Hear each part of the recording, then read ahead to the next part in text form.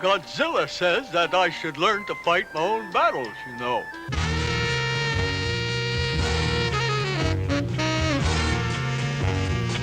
Greetings, Earthlings, and welcome to 7th Street, and welcome to a very special episode for 7th Street Productions. As you can tell from the title or the clickbait art that I have on this, this is not a reference this film episode, this is not a top 5, and this is not a new series. I just felt compelled to make a video defending Godzilla's Revenge. I see a lot of hate out there, especially from some of the younger G-fan YouTube reviewers. People just absolutely trashing this movie. You know, I knew that people didn't like it, that it was probably one of the lesser titles among the Toho crowd. But man, people are really ruthless with this. I mean, just saying that it's a bad movie, which it's not. You know, it's not even one of the top 5 worst, in my opinion. So I really thought that I should make a video because somebody needed to stand up for Godzilla's Revenge. And before we get into the points against and for Godzilla's Revenge, I thought that maybe we would just do a quick recap of the story. The movie begins with the main character, Ichiro, who is this little kid growing up in, I believe it's Sapporo, Japan. I could be wrong, but it's a really big industrial city in Japan. The movie opens with him walking home from school, and when he's walking home from school, he has to walk through really treacherous traffic, right alongside the highway, up and over bridges, and he's doing this alone. I mean, this would be, a parent's worst nightmare in the United States, right? I mean, like, people freak out when cars are driving and little kids are getting off the bus, let alone walking alongside, a fucking busy highway. But right away, we learn that Ichiro is also bullied at school. There's a whole group of kids.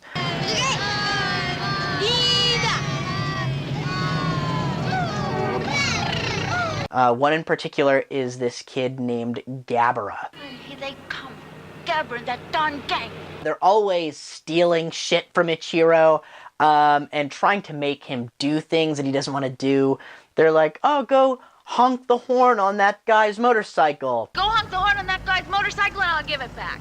I won't do, you guys. You're afraid, aren't you, little shrimp? And, of course, Ichiro's just always running away. He's trying to avoid almost human contact at all. It's not really clear why Ichiro doesn't have any friends, but I'm sure that humping neighborhood cars doesn't help. This car for sale. Very cheap. Very good. Later we learn that, he doesn't have the best home life.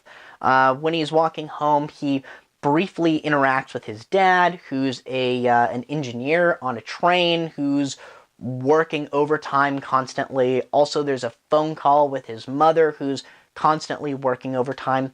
So he's all alone. The only real contact he has is with this man across the hall who's a toy maker. This is toy consultant Minami. This would probably send up all sorts of red flags nowadays. He kind of plays like a little bit of a grandpa role to Ichiro, but, I mean, maybe more babysitter, actually. Just making sure that the kid is alive. He's just sleeping at your house. He's all right. You're so kind to look in like that. Ichiro basically goes home and goes to sleep and dreams about Monster Island. Godzilla is there, and Rodan, and Minya, and they're all tougher than that kid Gabara is. Upon arrival in Monster Island, Ichiro immediately witnesses Godzilla battle with the Gigantuses, or Kamakidas, which is a scene that's lifted straight from Son of Godzilla. And this sets up the real issue that most people have with this movie, which is a lot of recycled footage from past Godzilla films.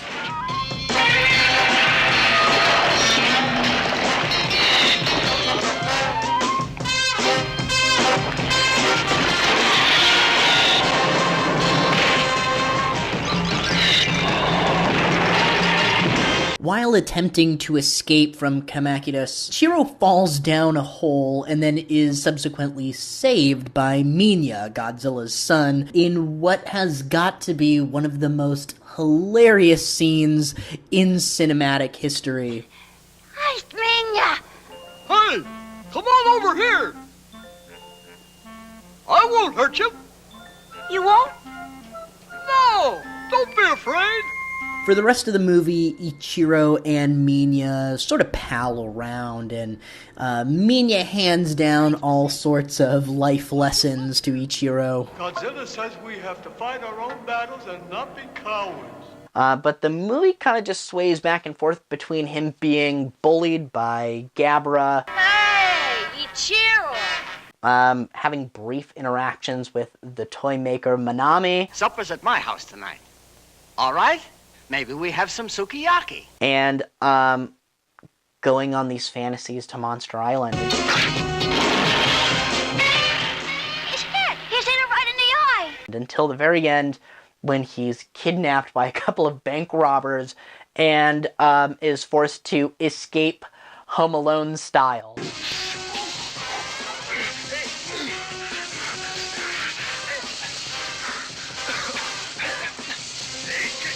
So that's basically a very basic rundown of Godzilla's Revenge. The first issue that you hear, and really the big elephant in the room, is this is all just stock footage. It's such a cheap movie. To which I say, no, it works within the context of the story. I tend to think that in this universe, Godzilla movies are a thing, and I think that that's supported later in the movie when toy maker Manami has his line where he says, Minya's the son of Godzilla. The boy's got the idea that the monster is his friend and protector. and he says it very matter-of-factly to these reporters. So that leads me to believe that in this universe, Godzilla movies are a thing. It is taking place within this universe, I guess is what I'm trying to say. It only makes sense that when Ichiro would go to this island in his mind, he would be seeing scenes from past Godzilla movies. That's my first point with that. Secondly, I think that people would respond to that and say, well, it's still cheap.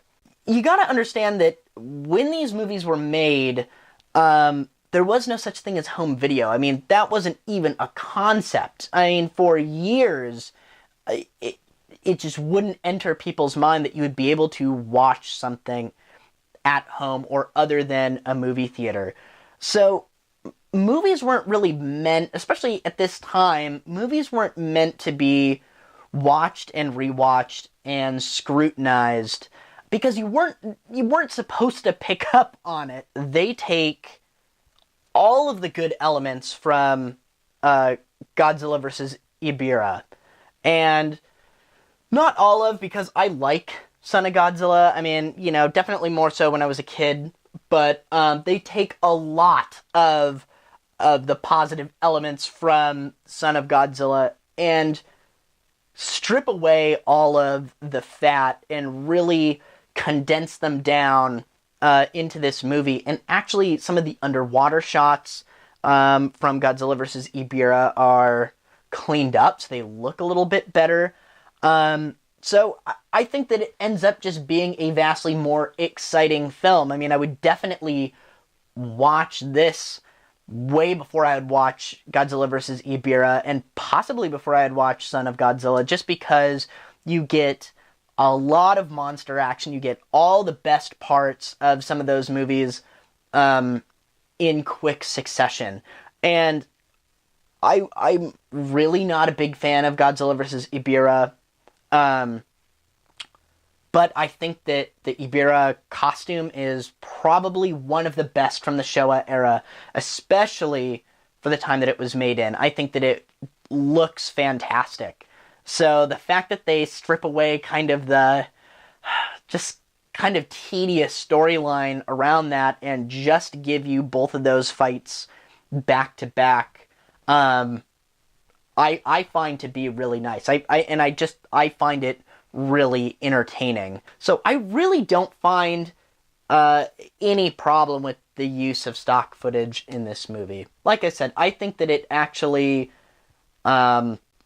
works well, especially for the scenes from Godzilla vs. Ebirah. I would much rather watch it in this context. The other really big issue that you consistently hear with this one is I don't like the childish tone that this movie takes.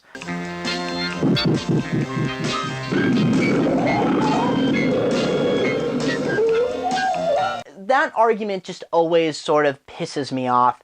It's childish no matter what, and I tend to think that there are a lot of fans out there that say, I only like the Heisei series, I only like the Millennium series, I only like the ones that are taken super seriously, which I don't believe. I feel like a lot of people are afraid to admit that they like the more child-friendly films. So I think that there are a lot of fans that try to distance themselves from those movies, and they just won't admit it. Same thing with the Gamera movies. They'll say, I don't like watching kids in these movies, which I hope is bullshit, because that's a very serious clinical condition called being a cynical asshole. If you don't like children. These movies are made for children, and really, the big thing here is, you were Ichiro. I was Ichiro. We were all the nerdy kid who used to get made fun of, and everyone was like, what the fuck is that kid talking? Oh, he's talking about Monster Island. So, I mean, for you to hate on Ichiro, you're essentially hating on yourself. So shame on you. Another big issue that you hear a lot is that Minya can talk, and since when can Minya grow? Simple answer for this one. This is all in the mind of a child. This is happening in a dream world. He can do whatever the fuck he wants. I mean, that's why he can grow. Of course he doesn't grow in any of the other movies. Of course he doesn't talk in any of the other movies. You know what? Just a sidebar. I fucking love the voice that he has in the American dubbing of this. Your folks will get kind of worried, won't they? I know that most people, they say that, dubbing is basically a bastardization of these Toho films, which it can be, but I would argue in favor of dubbing every single time, because once again, when were you introduced to these films? You were introduced as a child. These films, if they were only available subtitled, you would have never watched them. I mean, I'm sure that there are some assholes out there who are going to say, actually, I was always reading subtitles from the time I was 5. But it would not be as popular. I know that I'll probably get a lot of shit for this, but for me, it's about 50-50 between all the Toho films. About half of them I prefer to watch with subtitles, and about half of them I prefer to watch with the American dubbing. And that includes Godzilla's Revenge. I don't like the original Japanese language version nearly as much. It loses some of its charm. Same thing with Godzilla vs. Mothra. But then you have the other end of the spectrum, movies like Dogora, which, I will only watch in Japanese. So, people complaining about Minya talking and the goofy-ass voice that he has, once again, I think that it works in the movie's favor. And the last big complaint that you hear about this movie is its anti-bullying message. For me, the anti-bullying message, or rather anti-letting yourself be a victim message, is whatever. I mean, it's pretty cleverly done, and it fits within the context of the story. I mean, it's not like the movie is all about being bullied. The movie has different themes of, the changing family dynamics in Japan at the time, what with his parents not really being around. She won't come till tomorrow? Mm-hmm. Shucks, my dad too. Why does my mother always do that? Your mother has to work long hours. So it's not like the bullying message is all that's there. But in any case, you would think that the themes in this movie would be sort of a battle cry for Godzilla fans out there. I mean, by the end of this movie, the teased, nerdy Godzilla freak ends up beating up the bully, standing up for himself, and sort of being the cool kid. So, you know, for people that bash on the message here, I gotta say, your argument doesn't resonate with me.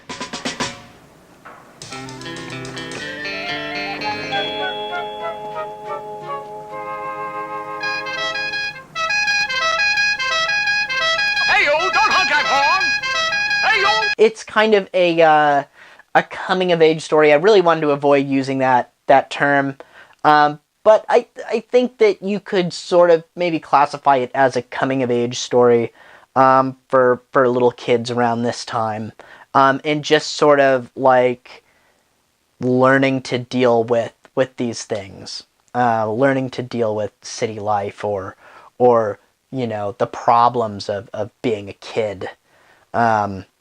So I actually rather like the message. All in all, Godzilla's Revenge is not the worst Godzilla film. In fact, I can think of at least 3 Godzilla films that I would rate below Godzilla's Revenge. Think of Godzilla's Revenge as sort of a snow cone. It's colorful, it's sweet, it's not particularly substantive, but who doesn't like a snow cone every now and again?